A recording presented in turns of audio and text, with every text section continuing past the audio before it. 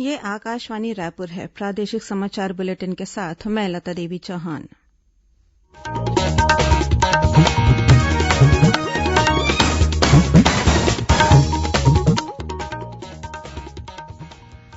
और अब पेश है आज के मुख्य समाचार। प्याज की बढ़ती कीमतों को देखते हुए सरकार ने प्याज के भंडारण की सीमा तय की। व्यापारी 250 क्विंटल और कमीशन अभिकर्ता 20 क्विंटल सीमा तक प्याज का स्टॉक रख सकेंगे। नारायणपुर जिले में माओवादियों के साथ हुए मुठभेड़ में डीआरजी का एक जवान शहीद, एक अन्य जवान घायल। प्रधानमंत्री नरेन्द्र मोदी कल सुबह 11 बजे आकाशवाणी से मन की बात कार्यक्रम में अपने विचार साझा करेंगे।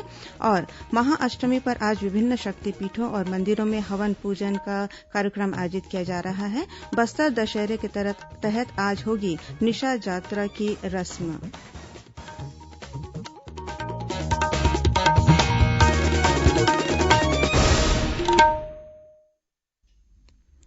कोरोना महामारी के खिलाफ देश एकजुट होकर लड़ रहा है। आप भी हमारे साथ सुरक्षा और बचाव के 3 आसान एहतियाती उपाय का संकल्प करें। कोविड-19 से बचाव और सुरक्षित रहने के 3 उपाय। मास्क लगाएं, 2 गज दूरी है जरूरी, सुरक्षित दूरी रखें, हाथ और मुंह साफ रखें। अब समाचार विस्तार से। छत्तीसगढ़ सरकार ने प्याज की बढ़ती कीमतों को देखते हुए आम लोगों को उचित मूल्य पर प्याज उपलब्ध कराने के लिए प्याज की भंडारण सीमा तय कर दी है। खाद्य विभाग ने इस संबंध में अधिसूचना जारी कर दी है। अधिसूचना के मुताबिक प्रदेश में व्यापारी 250 क्विंटल सीमा तक और कमीशन अभिकर्ता 20 क्विंटल प्याज तक का स्टॉक रख सकेंगे। प्रदेश में स्टॉक लिमिट की सीमा 31 दिसंबर तक प्रभावशाली रहेगी।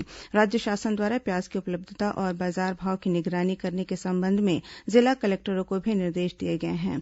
वहीं केंद्र सरकार ने कहा है कि उसने प्याज की कीमतें कम करने और देशभर में इसकी पर्याप्त उपलब्धता सुनिश्चित करने के लिए कदम उठाए हैं। केंद्रीय उपभोक्ता मामले, खाद्य और सार्वजनिक वितरण मंत्रालय ने कहा है कि खुले बाजार में प्याज की बिक्री की जा रही है और कीमतें कम करने के लिए इसकी आपूर्ति बढ़ाई जाएगी। खरीफ के मौसम में 37 लाख मीट्रिक टन प्याज के मंडियों में पहुंचने की संभावना है। नारायणपुर जिले में आज सुरक्षा बलों और माओवादियों के बीच हुई मुठभेड़ में डिस्ट्रिक्ट रिजर्व गार्ड डीआरजी का एक जवान शहीद हो गया, वहीं एक अन्य जवान घायल हो गया है। मिली जानकारी के मुताबिक ओरछा थाना क्षेत्र के अबूझमाड़ इलाके के कदेर के जंगल में माओवादियों के मौजूद होने की सूचना पर डीआरजी की टीम को रवाना किया गया था। इसी दौरान पहले से घात लगाए बैठे माओवादियों ने जवानों पर फायरिंग शुरू कर दी। दोनों ओर से हुई गोलीबारी में एक जवान शहीद हो गया। मुठभेड़ के बाद सुरक्षा बलों ने माओवादी कैंप को ध्वस्त कर दिया। साथ ही मौके से बड़ी मात्रा में माओवादी सामग्री भी बरामद की गई। वहीं दंतेवाड़ा पुलिस ने कुआंकोंडा क्षेत्र के दुवाली करका की पहाड़ियों में माओवादियों द्वारा छिपाकर रखी गई विस्फोटक और अन्य सामग्रियों को बरामद किया है। केंद्रीय स्वास्थ्य मंत्री डॉक्टर हर्षवर्धन ने कहा है कि देश में अगले 3 महीने कोरोना संक्रमण की स्थिति के लिए निर्णायक साबित होंगे। उन्होंने कहा कि यदि आगामी त्योहारों और सर्दियों में हम पर्याप्त एहतियाती उपाय करेंगे और कोविड नियमों को सुनिश्चित पालन करेंगे तो इस महामारी से निपटने में हमारी स्थिति बेहतर होगी। अगर अगले 3 महीने हमने प्रिकॉशंस, सावधानियां पूरा विजिलेंट रहकर और खासकर उसमें जो कोविड एप्रोप्रिएट बिहेवियर की मैंने बात की कि अच्छी तरह से मास्क को लोगों को लगाने की आदत को स्मरण कराना, हैंड हाइजीन के बारे में, रेस्पिरेटरी एटिकेट्स के बारे में, 2 गज की दूरी के बारे में, भीड़ भाड़ के इलाकों को अवॉइड करने के बारे में और जहां तक हो सके फेस्टिवल्स को अपने परिवार के साथ घर में मनाने, ये सारी जो छोटी छोटी बातें इनको आग्रह पूर्वक सारे सरकारों को, सभी स्वयंसेवी संस्थाओं को, अधिकारियों को अपने अपने क्षेत्र में फैलाने की आवश्यकता है।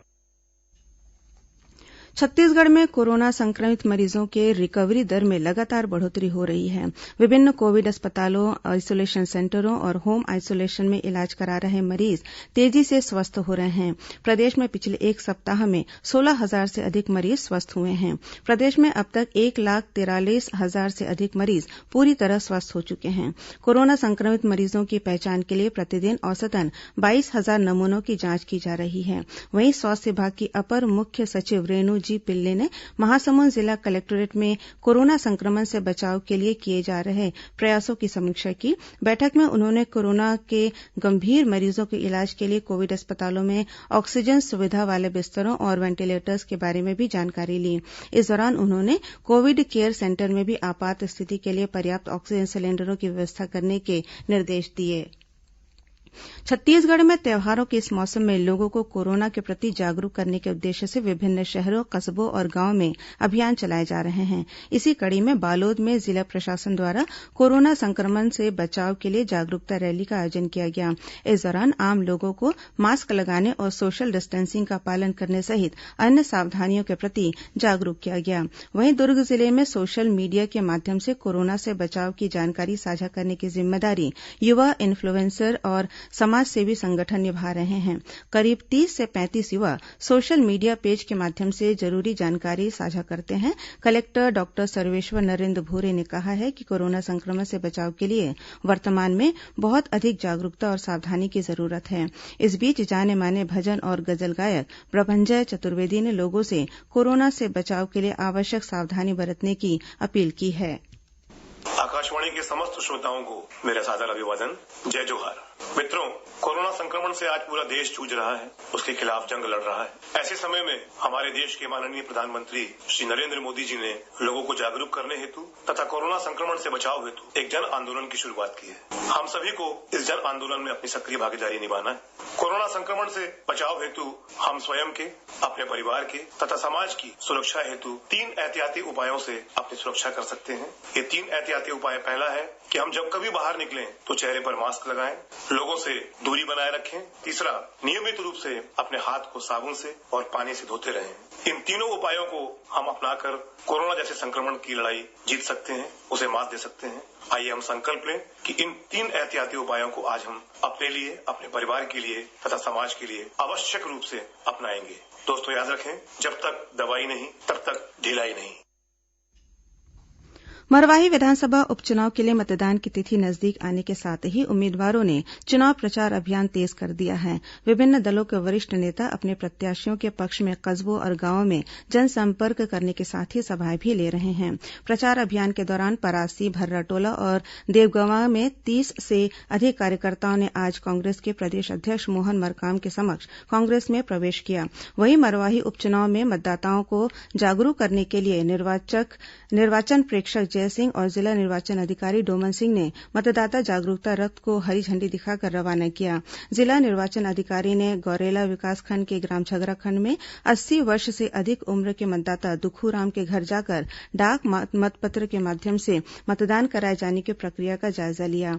मरवाही विधानसभा क्षेत्र में मतदाता पर्ची का वितरण भी शुरू हो गया है। बीएलओ के माध्यम से सभी मतदाताओं को मतदाता पर्ची का वितरण किया जा रहा है। प्रादेशिक समाचार आप आकाशवाणी रायपुर से सुन रहे हैं।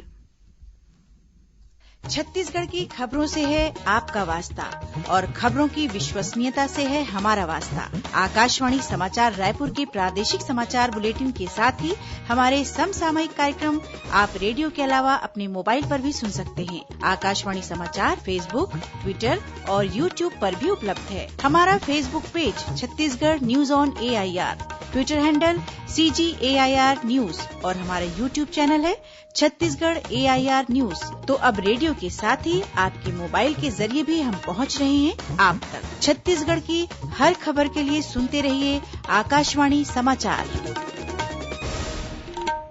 और अब आगे बढ़ते हैं बाकी के समाचारों की ओर। प्रधानमंत्री नरेन्द्र मोदी कल सुबह 11 बजे आकाशवाणी से मन की बात कार्यक्रम में अपने विचार साझा करेंगे। इस मासिक रेडियो कार्यक्रम की यह 70वीं कड़ी होगी। इसे आकाशवाणी और दूरदर्शन के समूचे नेटवर्क से प्रसारित किया जाएगा। यह प्रसारण मोबाइल ऐप पर भी उपलब्ध रहेगा। इसका आकाशवाणी, DD न्यूज, प्रधानमंत्री कार्यालय तथा सूचना और प्रसारण मंत्रालय के यूट्यूब चैनलों पर भी सीधा प्रसारण किया जाएगा। हिन्दी में प्रसारण के तुरंत बाद आकाशवाणी से यह कार्यक्रम क्षेत्रीय भाषा में भी प्रसारित किया जाएगा। क्षेत्रीय भाषा में इसे रात 8 बजे फिर सुना जा सकता है। मुख्यमंत्री भूपेश बघेल लोकवाणी में इस बार बालक बालिकाओं की पढ़ाई खेलकूद भविष्य आदि विषय पर प्रदेशवासियों से बात करेंगे। इस संबंध में 16 वर्ष से कम आयु के बालक बालिकाएं आकाशवाणी रायपुर के दूरभाष नंबर 077-1230501 और 2430-502 पर 28 से 30 अक्टूबर तक दोपहर 3 से 4 बजे के बीच फोन करके अपने सवाल रिकॉर्ड करा सकते हैं। मुख्यमंत्री की रेडियो वार्ता लोकवाणी का प्रसारण 8 नवंबर को सुबह 10:30 बजे से किया जाएगा। इसे छत्तीसगढ़ स्थित आकाशवाणी के सभी केन्द्र एक साथ रिले करेंगे। केन्द्र सरकार ने वित्त वर्ष 2019-20 के लिए आयकर रिटर्न दाखिल करने की अंतिम तारीख 30 नवंबर से बढ़ाकर 31 दिसंबर कर दी है। वित्त मंत्रालय की ओर से जारी बयान में कहा गया है कि जिन करदाताओं के खाते का लेखा परीक्षण जरूरी है उनके लिए आयकर दाखिल करने की अंतिम तिथि भी बढ़ाकर 31 जनवरी कर दी गई है। छत्तीसगढ़ माध्यमिक शिक्षा मंडल द्वारा होम असाइनमेंट के प्राप्तांकों के आधार पर मुख्य परीक्षा 2020-21 में प्रत्येक विषय में 30% अंक आंतरिक मूल्यांकन के रूप में मान्य किए जाएंगे। मुख्य परीक्षा में केवल उन्हीं विद्यार्थियों को सम्मिलित किया जाएगा जिन्होंने कम से कम 70% होम असाइनमेंट किए होंगे। होम असाइनमेंट सितंबर 2020 से फरवरी 2021 तक विद्यार्थियों को दिए जाएंगे। इस प्रकार प्रत्येक विषय में 6 असाइनमेंट होंगे, जिसमें 70% के मान से प्रत्येक विषय में 4 असाइनमेंट विद्यार्थियों द्वारा पूरा किया जाना आवश्यक होगा, अन्यथा उन्हें मुख्य परीक्षा में सम्मिलित होने से वंचित कर दिया जाएगा। कोरोना संक्रमण के कारण अभी तक स्कूल नहीं खुल पाए हैं। इस कारण मुख्य विषयों के पाठ्यक्रम में 30 से 40% तक की कमी की गई है। वहीं माध्यमिक शिक्षा मंडल की हाईस्कूल और हायर सेकेंडरी स्कूल तथा हायर सेकेंडरी व्यावसायिक पूरक परीक्षाएं आगामी 28 नवंबर से शुरू होंगी। डीएलएड प्रथम वर्ष की मुख्य परीक्षा भी पूरक परीक्षा के साथ आयोजित की जाएगी। पूरक परीक्षाओं के लिए आवेदन पत्र 31 अक्टूबर तक भरे जाएंगे। दूसरी ओर शिक्षकों के लिए आज ऑगमेंटेड रियलिटी टेक्नोलॉजी के उपयोग के संबंध में जागरूकता प्रदान करने के लिए वेबिनार का आयोजन किया गया। आज शारदेय नवरात्र की महाअष्टमी है। इस मौके पर देश प्रदेश के विभिन्न भागों में महाअष्टमी श्रद्धा और भक्ति के साथ मनाई जा रही है। आज के दिन महागौरी के रूप में शक्ति की उपासना की जाती है। राजधानी रायपुर सहित प्रदेश के विभिन्न शक्तिपीठों और मंदिरों में कोरोना संक्रमण के दिशा निर्देशों का पालन करते हुए हवन पूजन का कार्यक्रम आयोजित किया जा रहा है। मंदिरों और दुर्गोत्सव समितियों के साथ साथ व्रत उपवास रखने वाले श्रद्धालुओं ने कन्या भोज भी कराया। वहीं इस साल विजयादशमी के मौके पर कोरोना संक्रमण की रोकथाम के लिए जारी किए गए दिशा निर्देशों का पालन करते हुए दशहरा उत्सव समितियों द्वारा विभिन्न स्थानों पर रावण के पुतले का दहन किया जाएगा। राज्यपाल अनुसुईया उइके, मुख्यमंत्री भूपेश बघेल और विधानसभा अध्यक्ष डॉक्टर चरणदास महंत ने प्रदेशवासियों को विजयादशमी की बधाई और शुभकामनाएं दी हैं। 75 दिनों तक चलने वाला विश्व प्रसिद्ध बस्तर दशहरा के तहत आज देर रात निशा जात्रा विधान होगा। बस्तर दशहरा में नवरात्र पर्व के दौरान अष्टमी तिथि की रात निशा जात्रा पूजा विधान की परंपरा है। इस दौरान राज परिवार की मौजूदगी में जगदलपुर के निशा गुड़ी में पूजा अनुष्ठान किया जाता है। मावली मंदिर में 12 गांवों के देवी देवताओं और उनके गणों के लिए भोग भी तैयार किया जाता है। आज दंतेवाड़ा में मां दंतेश्वरी माई की पूजा अर्चना की गई। इसके बाद पुलिस बल द्वारा गार्ड ऑफ ऑनर देकर माई की डोली को जगदलपुर के लिए विदाई दी गई। कोरोना संक्रमण को देखते हुए शासन प्रशासन और मंदिर समिति ने सीमित लोगों को माई की डोली के साथ जगदलपुर जाने की अनुमति दी है। इससे पहले कल बस्तर दशहरा में बेल पूजा विधान की रस्म अदा की गई।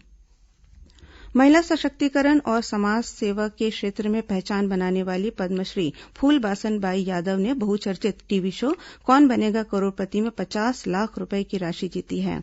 कल रात प्रसारित कर्मवीर स्पेशल कार्यक्रम में छत्तीसगढ़ की फूलबासन यादव ने महानायक अमिताभ बच्चन के हर सवाल का जवाब रोचक तरीके से दिया। उनके साथ सहयोगी के रूप में अभिनेत्री रेणुका शहाणे भी मौजूद रहीं। और अब पेश है मौसम का हाल। आगामी 1-2 दिनों में प्रदेश से मानसून की विदाई होने की संभावना है। वहीं देश के कई हिस्सों से मानसून की विदाई हो चुकी है। मौसम विभाग से मिली जानकारी के मुताबिक एक चिन्हित निम्न दाब का क्षेत्र बांग्लादेश के मध्य में स्थित है। इसके साथ ऊपरी हवा का चक्रीय चक्रवाती घेरा बना हुआ है। इसके प्रभाव से हवा में काफी नमी मौजूद है। छत्तीसगढ़ में भी अगले 24 घंटों के दौरान मौसम शुष्क रहने की संभावना है। साथ ही प्रदेश के न्यूनतम तापमान में विशेष बदलाव होने की संभावना नहीं है। अब कुछ अन्य खबरें संक्षिप्त में। राज्यपाल अनुसुईया उइके और मुख्यमंत्री भूपेश बघेल ने स्वतंत्रता संग्राम सेनानी पंडित नारायण राव मेघावाले की जयंती पर उन्हें नमन किया है। कवर्धा की पूर्व विधायक शशि प्रभा देवी सिंह का आज निधन हो गया। वे 1977 में कवर्धा विधानसभा से विधायक चुनी गई थीं। दुर्ग जिला पुलिस बल द्वारा 25 और 26 अक्टूबर को राष्ट्रीय एकता दिवस का आयोजन किया जाएगा। इस अवसर पर 25 अक्टूबर को सिविक सेंटर भिलाई से राष्ट्रीय एकता दौड़ आयोजित की जाएगी।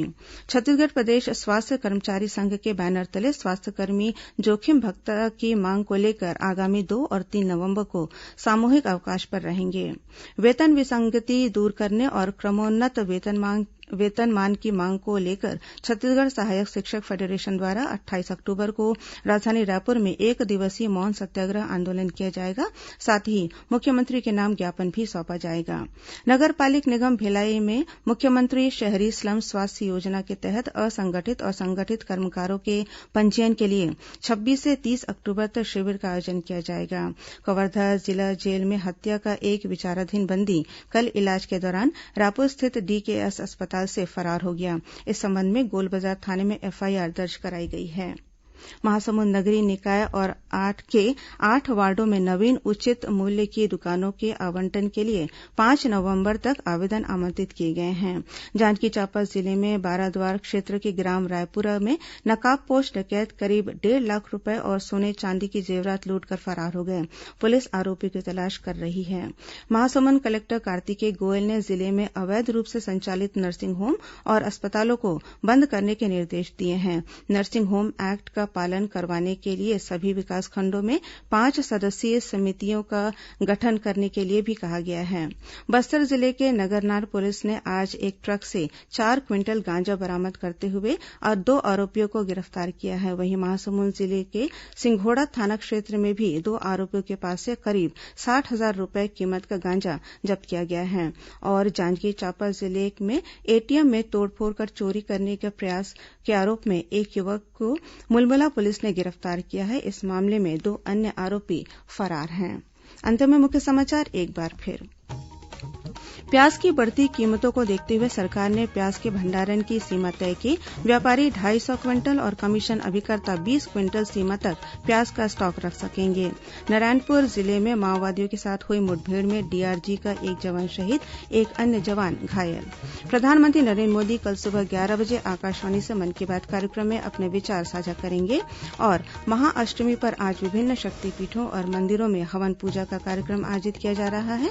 बस्तर दशहरे के तहत आज होगी निशा यात्रा की रस्म।